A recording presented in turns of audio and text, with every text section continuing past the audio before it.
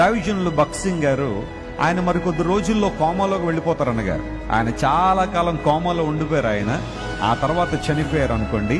ఆ వెళ్ళడానికి ముందు ఆయన ఒకసారి ఆదివారం ఒక ఆరాధనకు తీసుకొస్తాను, దేవుని మందిరంలో వాక్యం చెప్పడానికి తీసుకొస్తే 4 చేతులు పట్టు తీసుకొచ్చారని నడవలేని పరిస్థితులు ఉన్నారు. ఆయన నడవలేని పరిస్థితుల్లో 4 చేతులు పట్టు రాగానే ఆ పుల్పిట్ మీదకి రాగానే ఆయన అందరి చేతులు వదిలించుకుని అలా తిన్నగా వెళ్ళి ఆయన ఎక్కడైతే కాసేపట్లో ప్రసంగం చేయబోతున్నారో ఆయన వెనకాల ఒక కుర్చీ వేయబడి ఉంటే ఆ కుర్చీ దగ్గర మోకాళ్ళేసి దేవుని సన్నిధిలో ప్రార్థన చేయడం ప్రారంభించారు. చర్చ్లోనికి రావడానికి 4 పట్టుకుని నడిపించాల్సి వచ్చింది. అంత బలహీనతలు ఉన్న ఆయన వెళ్ళినంతన మోకాళ్ళేసి ప్రార్థన చేసి ఆ తర్వాత వాక్యం చెప్పేవారు. అలాంటి గొప్ప దైవజనులు మనందరికీ గొప్ప స్ఫూర్తిని మాదిరి ఉంచడానికి కారణం ఏంటో తెలుసా? మోకాళ్ళ ప్రార్థన చాలా బలమైనది. Never feel shame to bow down before God and to Neel down. ఒక క్రైస్తవుడు ఎప్పుడు బలంగా ఉంటాడంటే మోకాళ్ళ మీద ఆ క్రైస్తవుడు ఎలా ఉంటాడు?